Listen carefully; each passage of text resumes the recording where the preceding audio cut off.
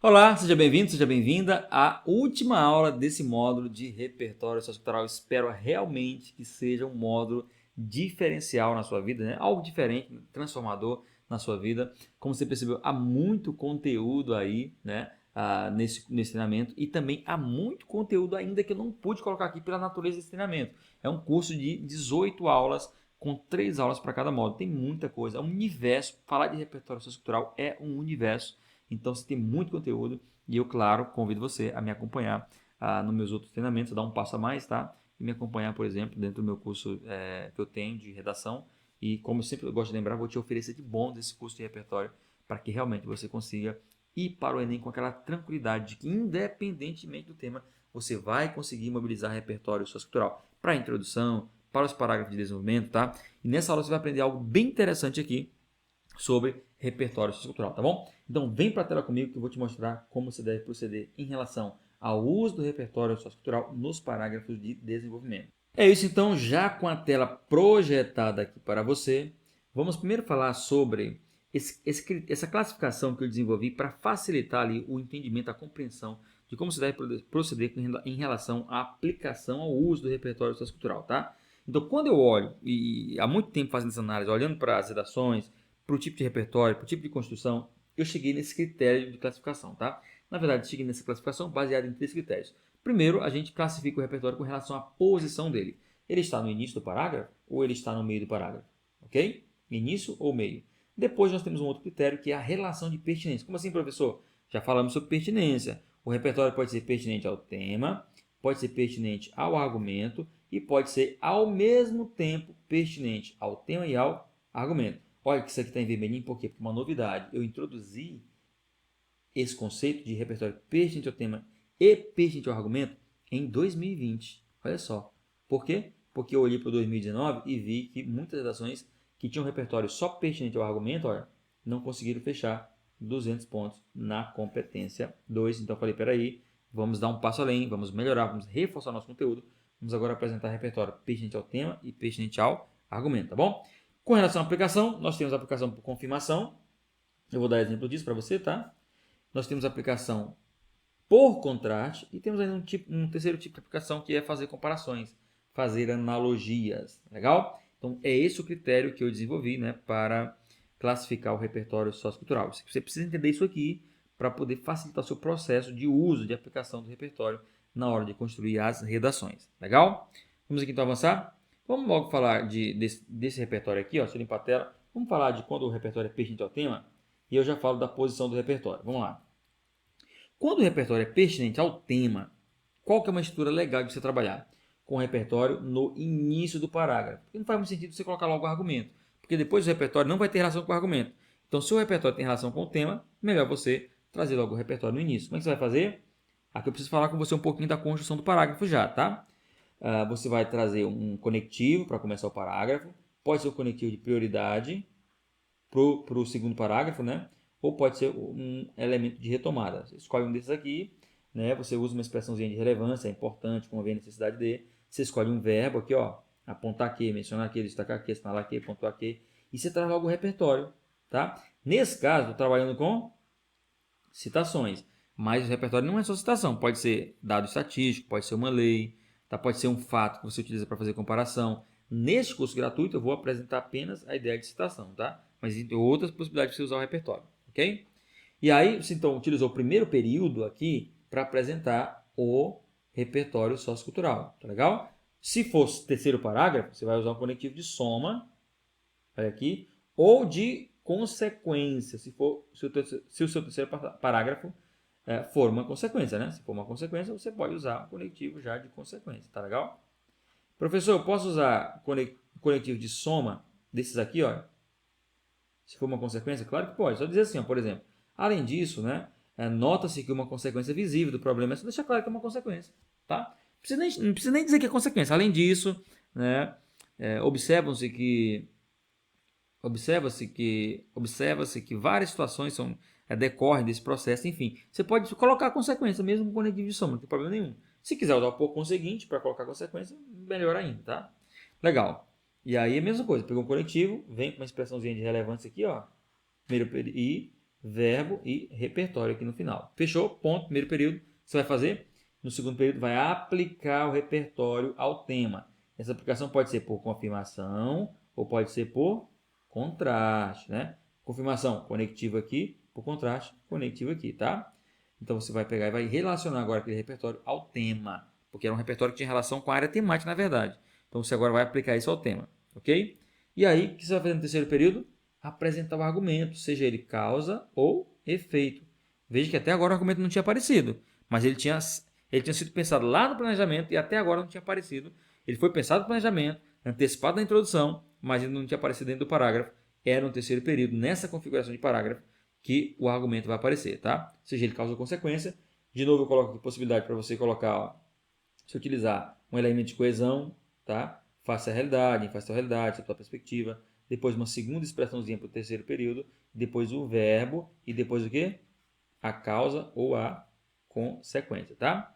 Aí você faz no terceiro período e aí você pega a conclusãozinha do parágrafo, pega o conectivo de conclusão e aí você pode reafirmar ou explicar melhor a relação, né, do argumento com o tema. Você pode fazer uma inferência.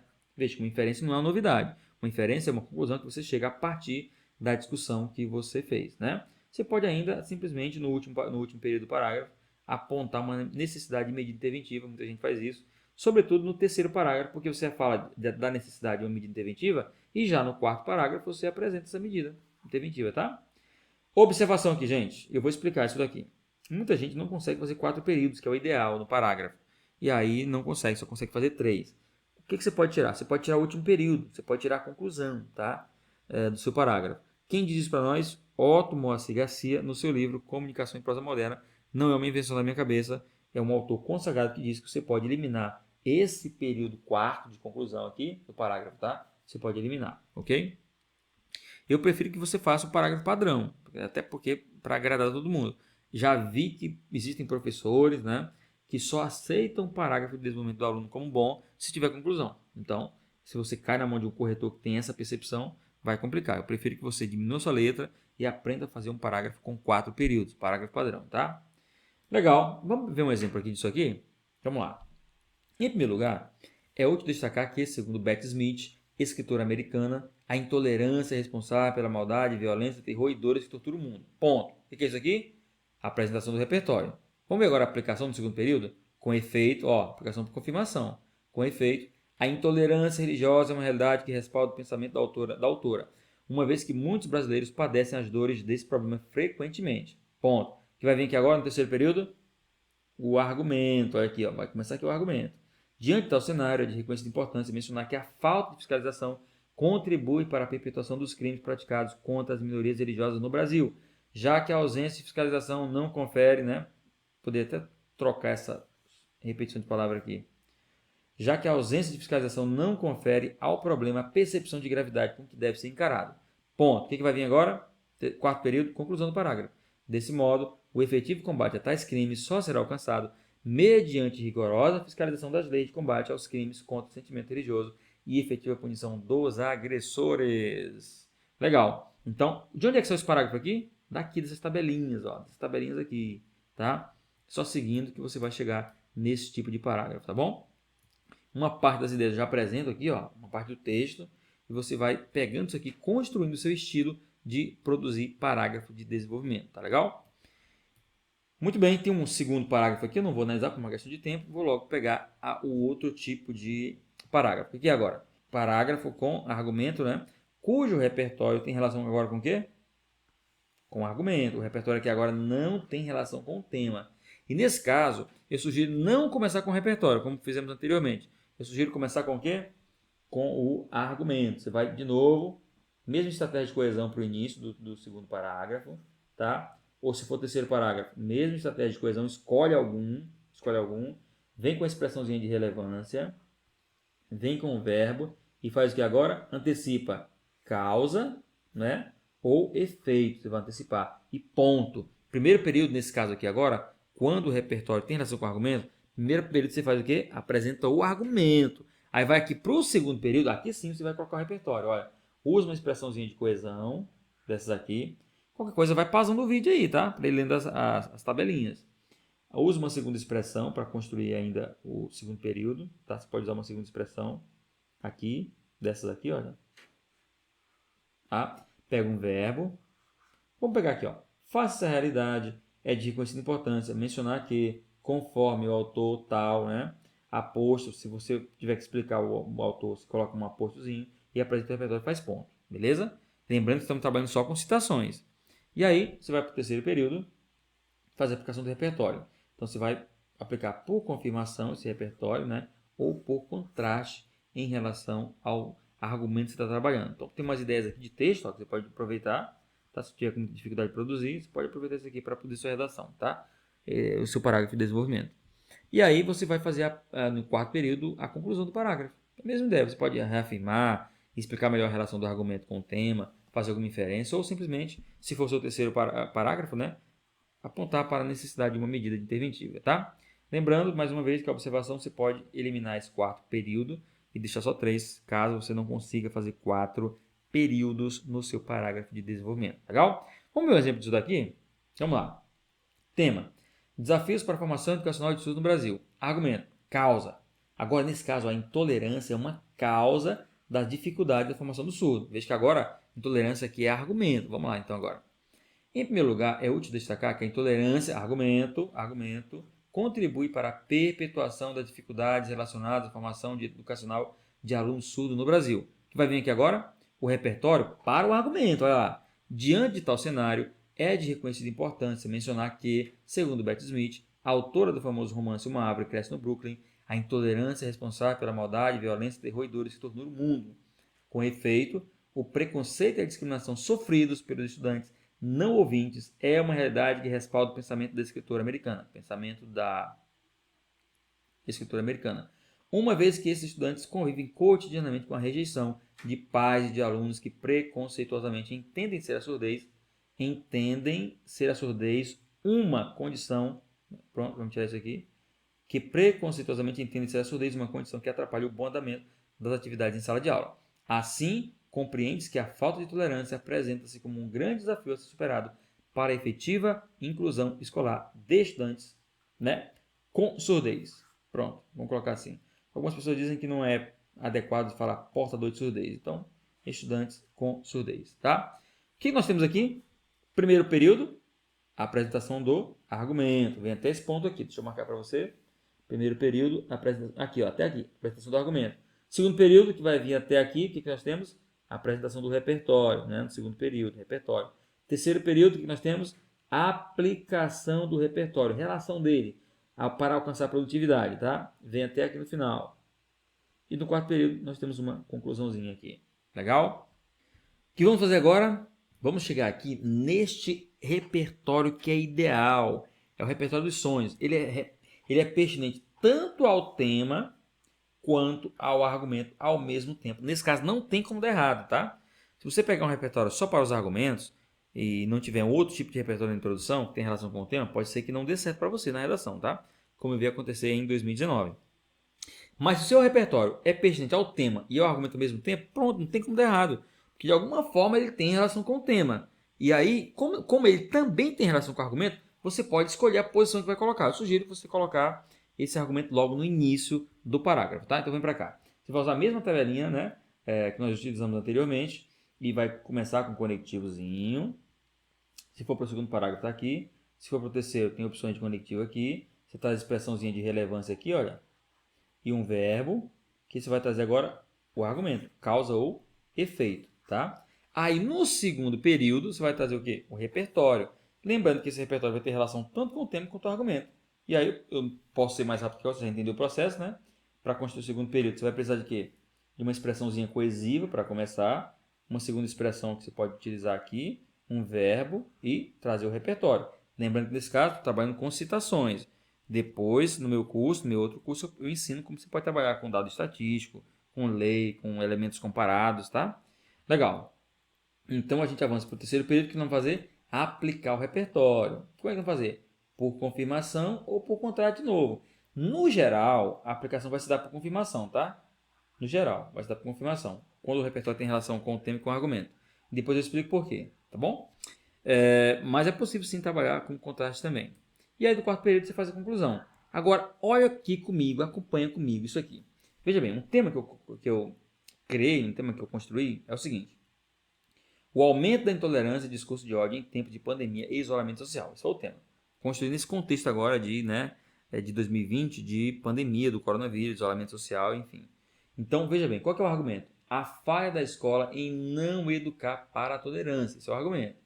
Agora, veja que o repertório que eu vou utilizar aqui tem tanto relação com o argumento, que é a falha da escola em não educar para a tolerância, quanto tem relação com o tema, que vai falar de tolerância, né? Vamos lá, então. De início, é importante apontar o papel do sistema educacional no aumento da problemática sob análise. Qual que é a problemática sob análise? Ela já foi explicitada na introdução, né? É a intolerância e discurso de ódio em tempos de pandemia e isolamento social. Tá bom? Agora, então, no primeiro período eu só apresentei a ideia do argumento. É importante apontar o papel do sistema educacional no aumento da problemática sob análise. Aí, ponto. Agora, no segundo período aqui, vai começar aqui, ó, no segundo período, vamos fazer o quê? Qual é o repertório? Diante de tal cenário, é de reconhecida importância mencionar que, segundo Marcelo Andrade de Souza, pesquisador da PUC-Rio, a escola tem falhado historicamente em contribuir para a construção de uma cidadania mais tolerante. Ou seja, o repertório confirma o argumento, dizendo que a escola tem falhado historicamente em contribuir para a construção de uma cidadania mais tolerante. Opa, nesse caso também, como o repertório fala de tolerância, ó, ele também está falando de quê? Do tema, ele também tem relação com o tema. Por isso que eu digo que esse é o repertório dos sonhos, ele tem relação tanto com o tema quanto com o argumento, tá? Vamos para aqui a tela. Vamos ver aqui agora então o terceiro período, vamos fazer aqui a aplicação disso. Aqui, olha, no terceiro período. Com efeito, a falha escolar anunciada pelo pesquisador pode ser observada no contexto do aumento da intolerância e discurso de ódio durante a pandemia do novo coronavírus, uma vez que são constantes as trocas de ofensas entre pessoas quando se discutem temas como as políticas de isolamento social ou os protocolos de tratamento de pessoas com Covid-19, por exemplo. Agora vem no quarto período o quê? Conclusão. Assim, em uma sociedade marcada por atos de intolerância, mesmo em tempo de pandemia, em que a união deve prevalecer sobre o discurso de ódio, a escola pode e deve contribuir diretamente para a mudança de tal cenário. Tá vendo aí? Então aqui é o repertório que tem relação com o tema e com o argumento ao mesmo tempo, tá bom? Legal, olha, esse parágrafo aqui saiu de onde? Das tabelinhas. Mas esse parágrafo aqui não está seguindo completamente as tabelinhas, para mostrar que você não precisa ficar preso aquilo ali, tá? Então eu não vou ler, se você quiser você pause aqui, né? O vídeo e ler esse parágrafo aqui. Ele basicamente possui a mesma ideia desse, só que possui uma variação na construção, tá? Para mostrar que você não precisa seguir literalmente aquela tabelinha. Claro que ela ajuda muito quando você é inexperiente, quando você não sabe como construir os parágrafos. Se você for seguindo lá a tabelinha, né, você vai chegar a um bom nível de construção de parágrafo de desenvolvimento com mais rapidez, tá? Vai configurar um estilo muito bom para produzir esses parágrafos, beleza? Muito bem. O que nós vamos fazer aqui agora? Agora eu vou mostrar para você como que você pode se preparar para ter esse repertório do sonho. Qual que é o repertório dos sonhos? O repertório sociocultural, que tem relação com o tema e com o argumento ao mesmo tempo. Como é que você pode fazer isso? Discutindo, estudando com antecipação, né, questões ligadas às áreas temáticas. Então, você vai selecionar aquilo que eu chamo de argumentos potenciais. Você vai fazer leituras, selecionar argumentos potenciais ligados às 8 áreas temáticas que eu mostrei para você. Eu vou dar exemplo aqui de apenas uma área temática, tá bom?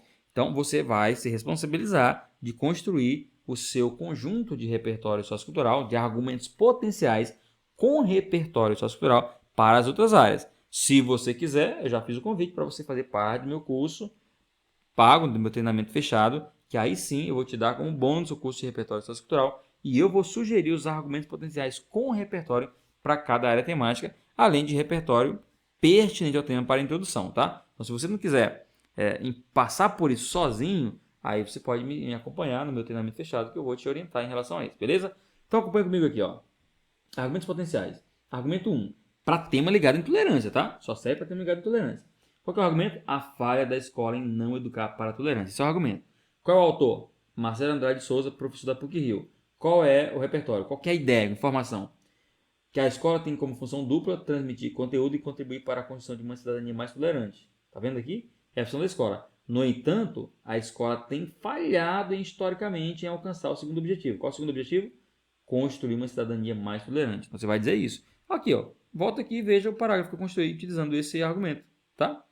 e também utilizando o repertório sociocultural. Então, qualquer ideia, você já vai ter o argumento na mão para planejar sua redação com facilidade e, ao mesmo tempo, você vai ter um repertório sociocultural já para esse argumento, tá bom? Então, isso aqui é bem interessante, esse estudo que nós estamos fazendo aqui agora a partir de 2020, legal? Argumento 2, o encorajamento proporcionado pela internet para a prática de atos de intolerância. Esse é o nosso segundo argumento. Quem diz isso? Luciene Lima, psicóloga clínica especialista em psicologia junguiana. O que ela fala? Que as pessoas se encorajam mais na internet. Olha aqui, ó. O mundo virtual encoraja as pessoas a falarem demais, por não existir o cara a cara. A pessoa está livre de um olhar feio ou de uma expressão desaprovadora. Com o tempo, as pessoas, os atos, né, de intolerância tornam-se comuns e o indivíduo se habitua a falar tudo o que pensa nas redes sociais. Torna-se insensível e com uma postura de senhor da verdade. Então, olha só, a internet encoraja muito as pessoas a praticarem atos de intolerância. É o que diz esse repertório aqui, tá bom? E um terceiro argumento é a facilidade de construção das chamadas câmaras de eco na internet, tá bom? Quem diz isso aqui? A revista PNAS, ou PNAS em português, né? É uma revista publicada pela Academia de Ciências dos Estados Unidos. O que ela fala? Que existe uma facilidade na internet de construção de câmeras de eco, e isso tem implicações diretas lá, por exemplo, em questões ligadas à intolerância. Por quê? Porque a câmera de eco, na verdade, é o espaço, é o ambiente, né? É a turma, é o grupo que você convive. E se esse grupo for intolerante, você começa então a se tornar cada vez mais intolerante também, por influência, por aceitação desse grupo, tá bom? Vamos ler a informação aqui, que eu coloquei a nível de repertório. Os usuários da internet estão somente buscando visões que reforcem suas opiniões, em vez de aproveitar a diversidade que as redes sociais oferecem para rever conceitos e preconceitos. Tende a se agregar em comunidade de interesse e compartilhar ideias semelhantes, as quais são então repetidas e aceitas como verdades entre os membros, o que reforça e promove viés de confirmação, segregação e polarização. Esse fenômeno ficou conhecido como câmara de eco, do inglês echo chambers. Deixa eu aproveitar para dizer para você algo bem interessante. Olha só, também no meu curso de repertório sociocultural, o que eu faço? Além de oferecer esses argumentos potenciais com repertório sociocultural, eu ainda disponibilizo os temas, na minha plataforma de correção, temas dentro da área de intolerância, e faço mais ainda. Eu escrevo uma ou mais de uma redação prototípica, né? Uma redação modelo, uma redação nota 1000, mostrando como na prática você pode utilizar esse repertório sociocultural. Então, assim, aqui eu te dei só um parágrafo de exemplo, né?